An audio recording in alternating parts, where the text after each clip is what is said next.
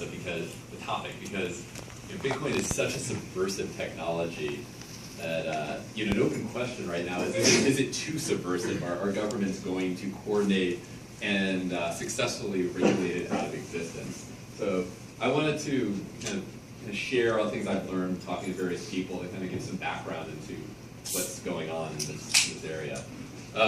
So just a quick sort of outline. I want to kind of touch upon what are some of the goals that the regulators are trying to achieve, and how the U.S. currently regulates Bitcoin, how the future growth of Bitcoin is going to challenge this regulatory framework, and then just some thoughts on just how we as a community should respond to voices that call for the banning and regulation of Bitcoin. So first, regulatory goals. There are basically two main goals for financial regulation. There's consumer protection, making sure people don't lose their money, don't get ripped off, and prevention of financial crimes like tax evasion and money laundering. Now, in terms of how this plays out with Bitcoin, I think it's helpful to kind of think of sort of this layered model where in the middle you've got the Bitcoin protocol itself. This is the miners, the blockchain, and you can't really regulate the protocol. And then there are companies that pure Bitcoin services that that like hosted wallets, that they touch the coins, that use coins, and so far these companies tend to escape regulation, but they could be regulated. And then at the edge you've got the fiat to Bitcoin exchanges. And so right now we regulate at the exchanges. There's Bitcoin exchanges tend to be they're regulated as money transmitters. And there are problems with this currently. The compliance overhead it's a real pain in the ass, and that's why there are no major exchanges in the U.S. I mean that's how big of an issue it is. You got to get bonded in 48 states. It takes millions of dollars of capital. This is actually like a problem. It's a problem for both Bitcoin as well as the regulators. Like the regulators don't really want it to be like this. The federal government would much rather that Bitcoin exchanges be here in America, where they can subpoena records easily than people do all their business in Slovenia. The other issue is that banks are very hesitant to touch Bitcoin, and I read all this. I read a lot of chatter, people saying, "Oh, well, banks just don't want the competition." I think maybe one day that's going to be their concern, but right now they're really more afraid of prison. You look at what happened to Charlie Sherman did instant.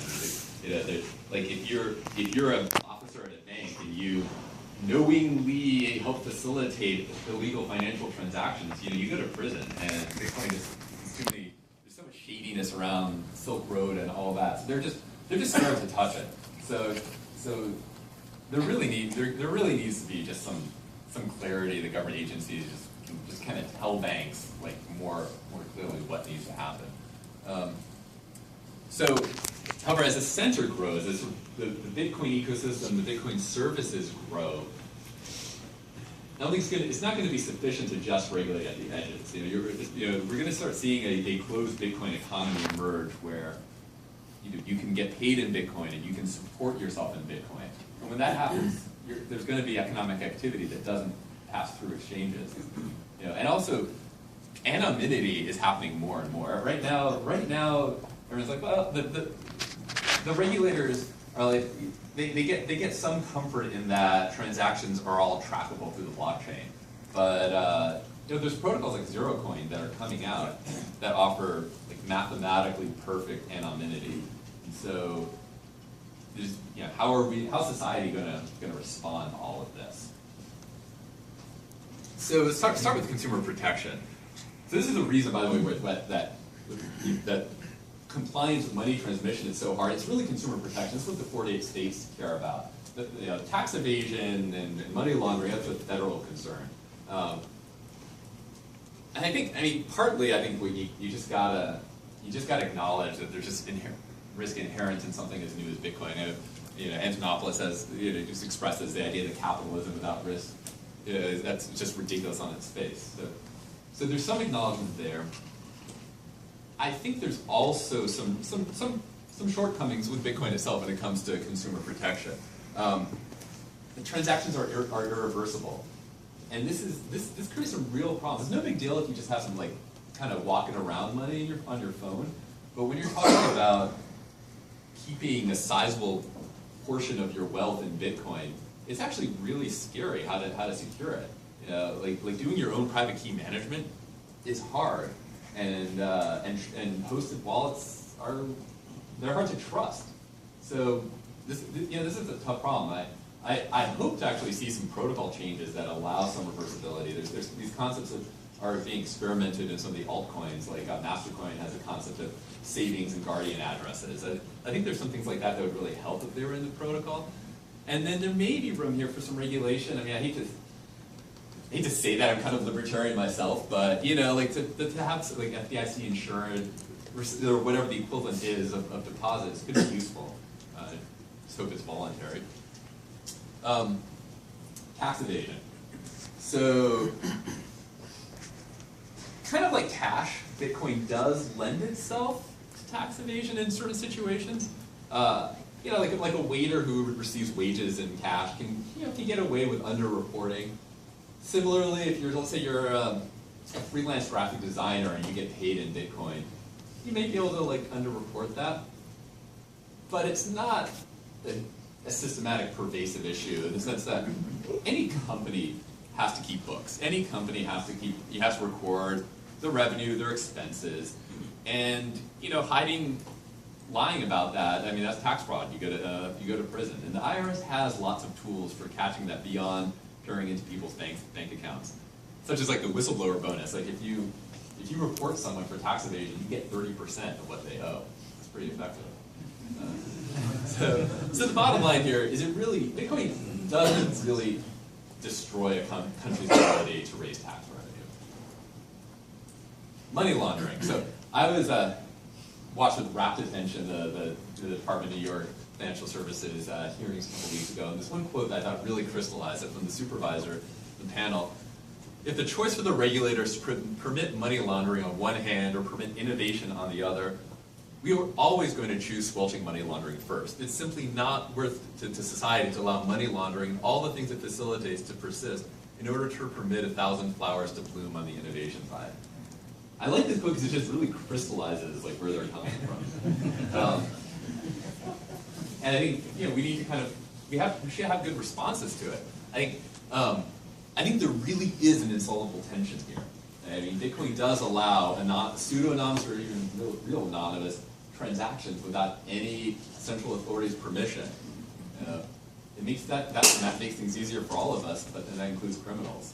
So there is a tension here.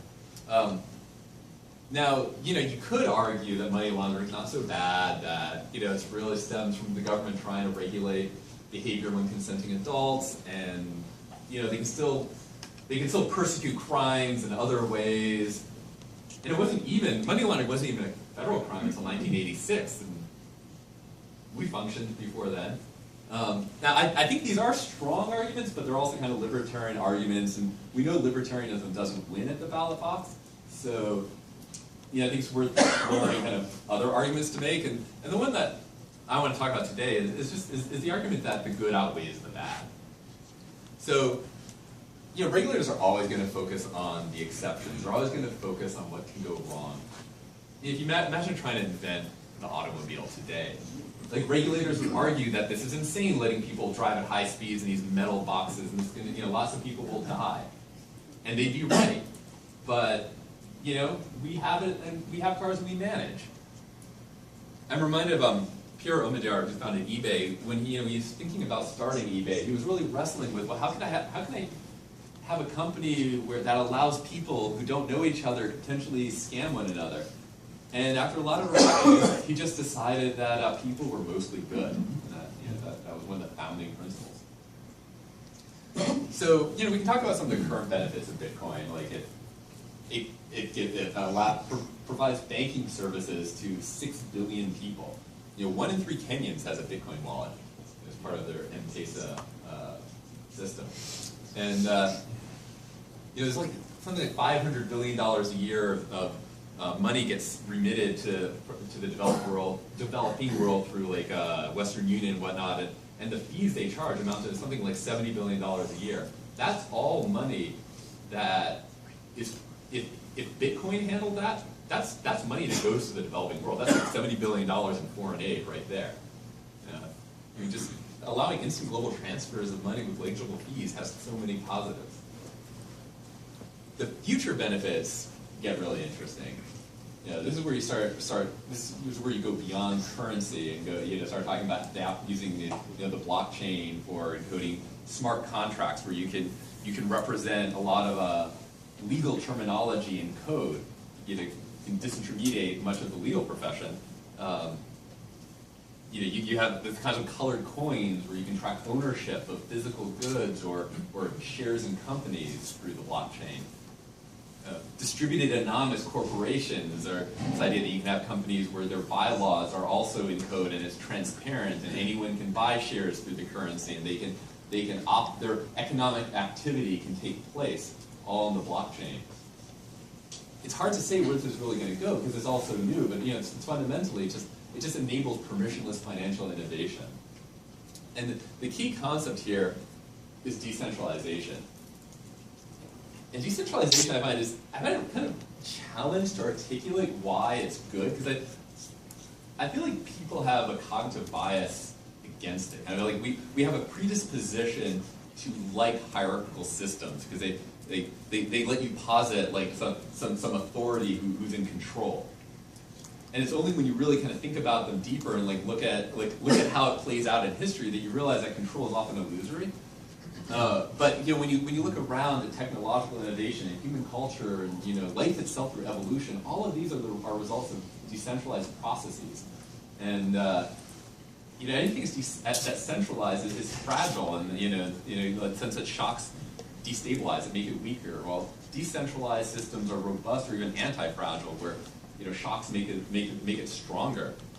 This concept of anti-fragility was described in this Nicholas Taleb's book, which I think is one of my favorite expositions on the virtues of decentralization. But when you think about with Bitcoin, every time there's a problem with Bitcoin, every time there's a setback, the entire world can contribute solutions.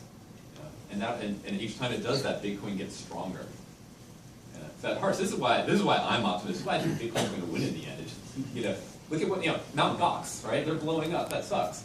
Right now it sucks, but it's gonna be healthier for Bitcoin if Mt. Gox goes away than if there was some central, say, Bitcoin Foundation or whatnot kept them afloat, right, by printing more Bitcoin. Okay? So in summary, Bitcoin does challenge our norms of risk and control, but it's also the most important technological breakthrough since the internet. So we should welcome these innovations, just having faith that there's more good than bad in the world. That's what I have to say. You want to do a few minutes of questions? Yeah, does anyone have questions? Sure. So what about the argument that Bitcoin's really, that law enforcement loves Bitcoin because of the traceability, trackability, yeah. that the criminals are eventually going to emit an interest and address. And eventually, at some point, they're going to hand over Bitcoin to a law enforcement undercover agent. Yeah. And the whole train is in the blockchain. But isn't that easier to trace than that? Well, it is if you don't take countermeasures, right? Here's a simple one that works today. If you have some Bitcoin that you don't want your name ever associated with it, well, you can crypto to cryptocurrency exchanges are not regulated. You can exchange that for Litecoin on some exchange in Russia, and then change that Litecoin back to Bitcoin in some exchange in China. And then the only way that ownership is going to be established is by subpoenaing record logs of these different jurisdictions. That's something like that is a pretty solid way to break an ownership chain. And so and that's what you can do today. And once Zero Coin comes out, I think that's going to be really interesting to see how society responds to that, because that's not even these are possible countermeasures. That's the core of the protocol is complete anonymity. There's no linkage between owning coins and spending coins. So I'm pretty new to Bitcoin, but for now I'm just interested in how right now people solve the problem of doing a Bitcoin to money exchange. Uh-huh. Basically, how does it show up on do they report it or? Yeah, if you go to like an official exchange, they have like know your customer compliance rules. So you have to, fax your driver's license or whatever. Someone establish your identity. You can do it anonymously through like local bitcoins where you can meet up. But even there, they're trying to crack down. Just a few days ago, there were like 2 or 3 people arrested in Florida for doing that. So.